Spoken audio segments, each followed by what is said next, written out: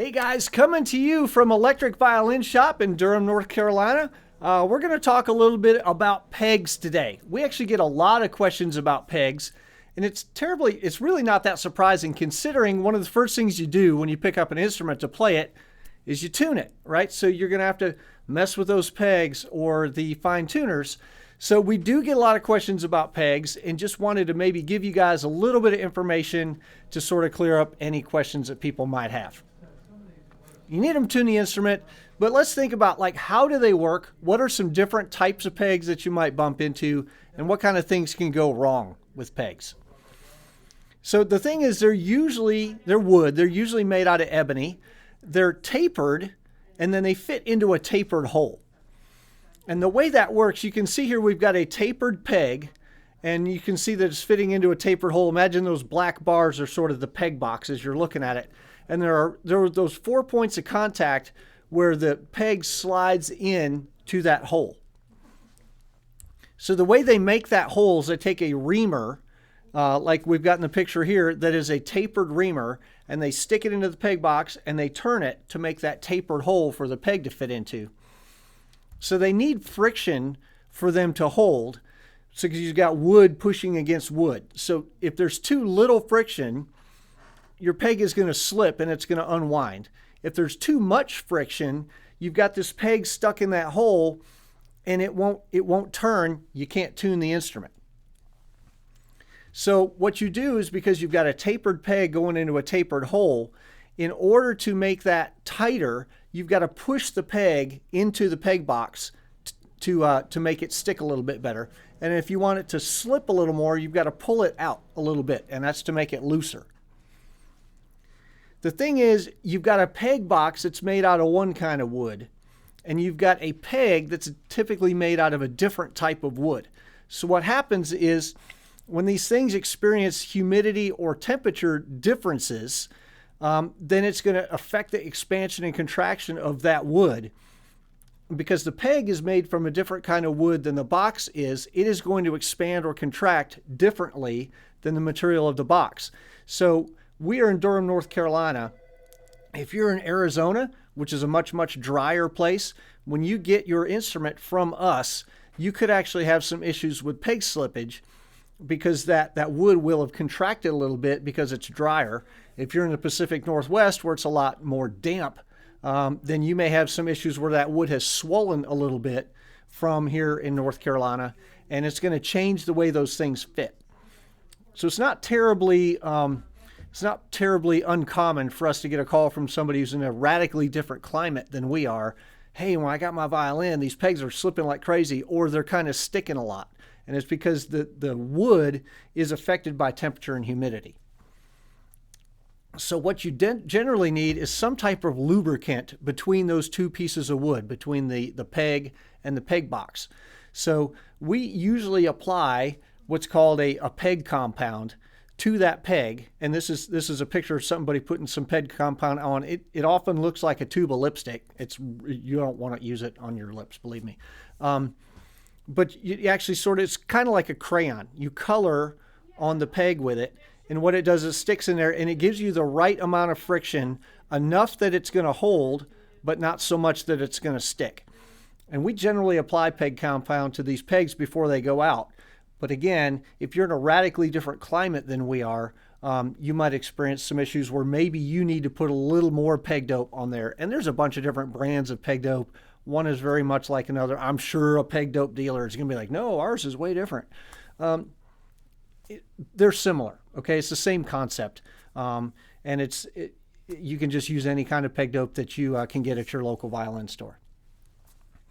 So like I said, we apply that when we set them up. You might occasionally need more from time to time based on your climate. Now, we're looking at this going, I got a piece of wood fitting into another piece of wood, and I'm relying on friction between those and how hard I push it in, and like, isn't there a better way maybe to do this? They've been doing this for 400 years. Surely we've got some technology today that's a little better than that. And the answer is yes, there is a technology that's better than that. This is a geared peg. you can see the cutaway here, that there are some planetary gears inside the head of this peg. And there are two brands. We're going to talk about those in a minute. But the way this works is we actually glue the peg in. You can see those black bars there. We'll imagine that that's the peg box of the violin. That actually glues into that peg box. And when you turn the head of the peg, only the center part where it's sort of textured there, where the hole is, that part turns, and the other parts stay glued into the peg box, so it can't slip. And you essentially get the advantages of a fine tuner and a peg all in one. And it's a really wonderful thing when you first do one of these, is that you don't have to like push in and turn. You know, sometimes like it takes a fair amount of hand strength sometimes to tune a regular violin. Let's look at one here that's got a this has got geared pegs on it.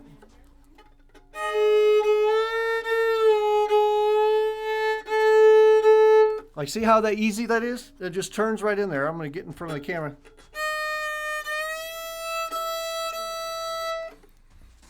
Easy as pie. One hand, just turn it and it stays. It's a wonderful technology. So there are basically two brands of these. There are Wittner and there are Perfection. This instrument, this is a Glasser. This has Perfection pegs. And you can see that there's sort of like a little, it's almost like indented here. It's concave is the word I'm looking for. And there's a slightly different technology on these. These actually have a little push in and they pull out to make them slip real easy. Like when you're tuning, you want to tune the violin or you want to change your strings, you pull that out and it unseats that, and then you push it back in and now it's reseated. So that string will tighten up and it will stay. So that's what happens with Perfection pegs. Wittner pegs, this is a violin with Wittner pegs. These tend to have more of like a convex feel to them. And it's a little bit different feel. Sort of the two gear systems are a little bit different. And it's going to come down to which one you prefer. If you really, I mean, it's sort of a pizza or cheeseburgers argument. Some people like one, some people like the other. I wouldn't say that one is better than the other. They're just a little bit different. One will have, like on the Wittners, you can almost feel those gears sort of click, click, click, click, clicking in there. You can't really feel it, but like you can almost imagine that you can feel the gears clicking. And on the Perfections, it's a much smoother feel. But honestly, they're both fantastic. I really like both of these sets. I've had these pegs installed on my classical violin, and I don't regret that one bit. I'm super, super happy. You can get them installed for roughly $100, including the pegs and labor. If a 5-string instrument, I think, is a little more. But, you know, $200. It's roughly $200 for the pegs and the install. And it's really, it's money extremely well spent. So there's another type of peg that you may see on an instrument. Zeta is super famous for these imbus pegs. And they're vertical. Instead of coming in from the side, they're vertical. And you go, gosh, that's really different. How does that work? The idea here is that these pegs really do not slip much at all. So you put the pegs in and you tune them up to just flat of where you're going to want the instrument. And then Zeta instruments have really long throw fine tuners. So when you first tune the instrument, put the string in for the very first time, tune it up to just a little bit flat of where the note's going to be, and then you've got these long throw fine tuners, you're very seldom going to need to turn these pegs. Now you do need a tool to do it with. They come with an Allen key, and there's actually a steel insert that goes into that wooden peg.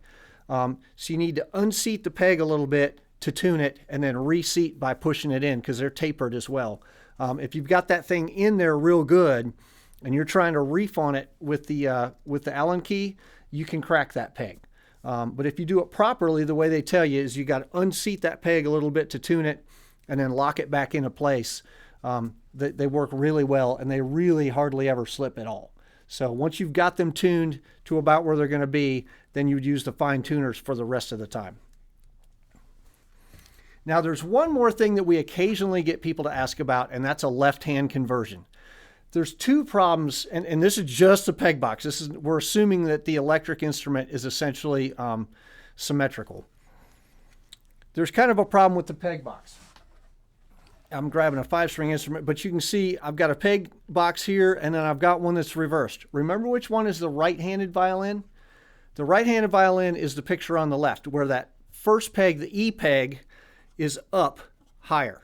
And the reason is, in first position, your finger needs to occupy that space. If I'm playing, F natural on the E string, look how far back my finger is. It's actually occupying the space where that peg would be if the pegs were switched. So if I'm playing left-handed, I can't even hardly think about this, but when I'm trying to get my finger in position, it's going to hit that peg. It's going to be in the way.